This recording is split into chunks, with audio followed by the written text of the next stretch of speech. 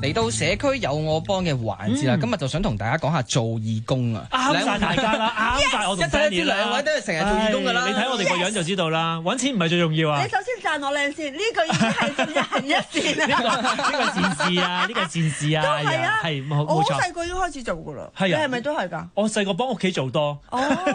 嗰時咧我係香港小童群益會咧個義工隊嚟，咁我哋上完堂之後咧就去我好深刻呢個去一個孤兒院嗰度探訪，咁我就你哋一個姐姐咧就掹一個小朋友啦，有一個咧企喺度冇人㗎，因為佢吐唇，我就即刻衝埋去啦，我就同佢今日我陪你玩好唔好？咁啊成日陪住佢玩到好似朝頭早咁，去到夜晚4點幾，我哋就要翻中心咁，佢唔捨得我啊，跟住攬咗咧錫咗我手背一啖。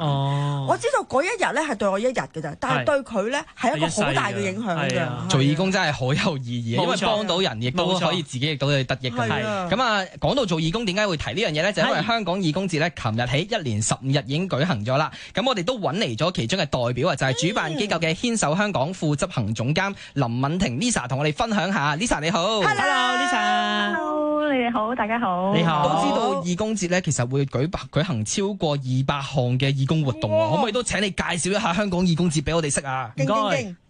好喎，其實咧香港義工節咧係我哋10年之前咧開始喺香港推行啦。咁其實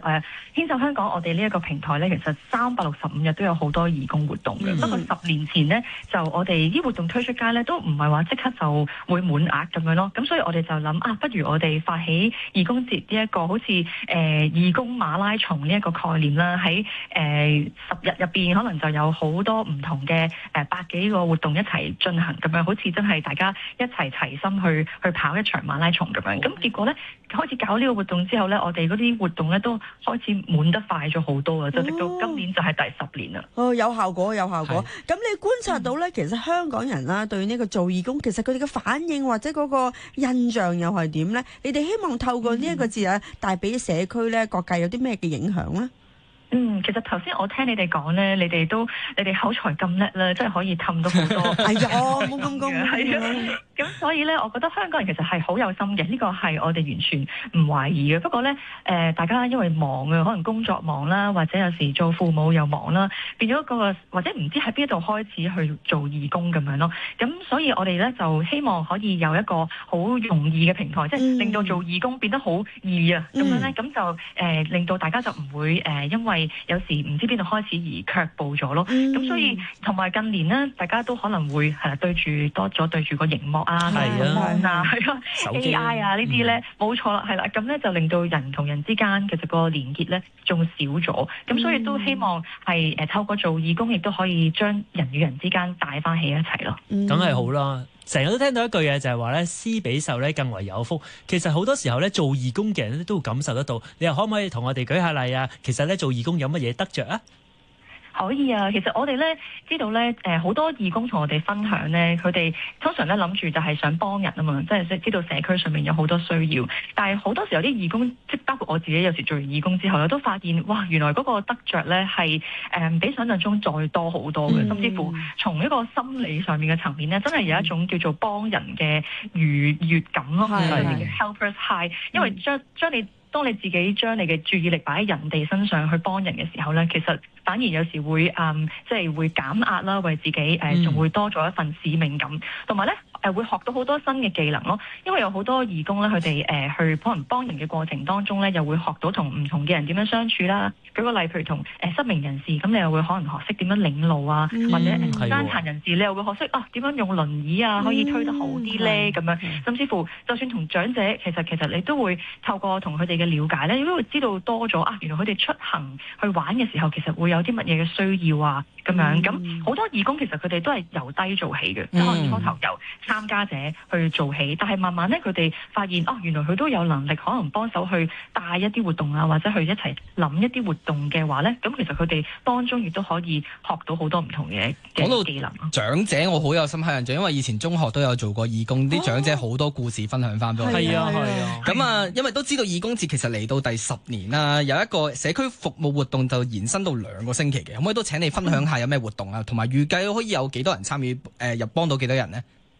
係啊，今年嘅義工節其實尋日正式開始啦，去到24號，咁就1連15日，咁我哋將今年呢個影響力就加倍啦。咁其實當中咧，我哋會有超過200項唔同嘅義工機會啦，同埋亦都同係支持緊超過100間嘅非牟利機構嘅。咁其實過去10年，我哋都累積咧係支援咗超過14萬人啦。咁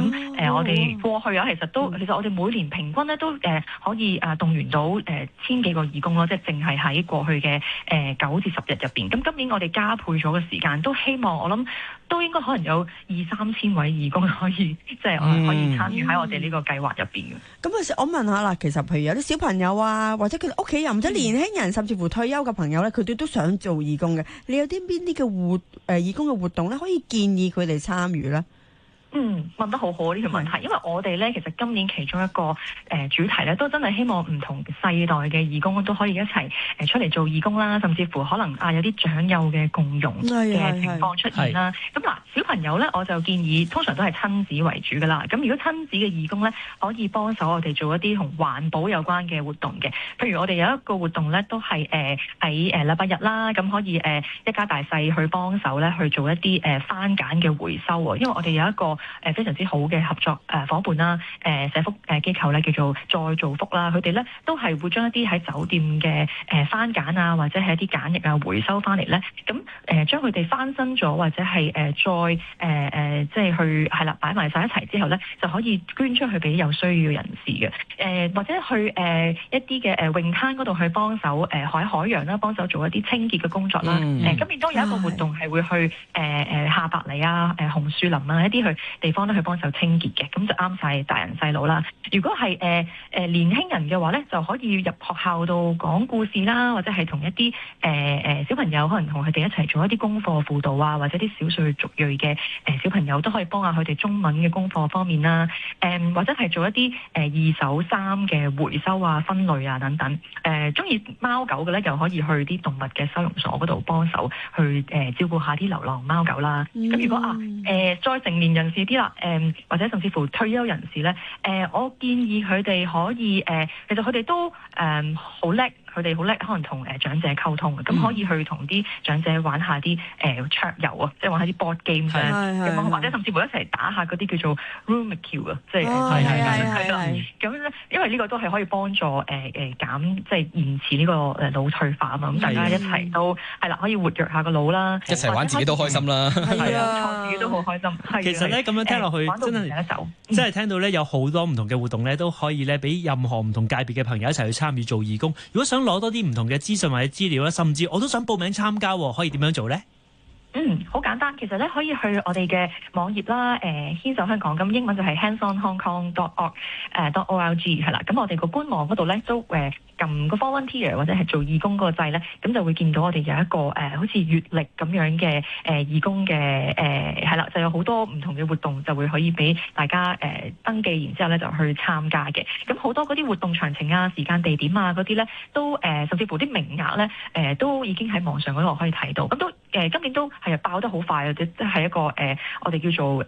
先到先得嘅名額，所以大家就快啲去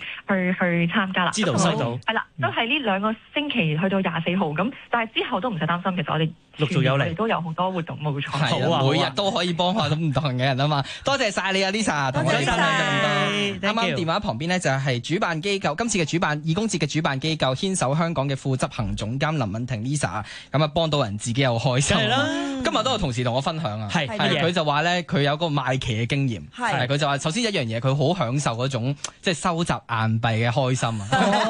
同埋佢有個經驗分享翻俾我哋咧，點樣可以賣旗賣得好啲咧？就係記得同人打招呼，早晨先生或者早晨小姐或者早晨女士，咁啊啲人就會俾你熱情感染啦。係佢唔買都唔緊要，記得當多謝。咁下一個可能都會見到呢位小妹妹或者小朋友或者呢位先生小姐都幾有禮貌喎，都想幫下。好啊，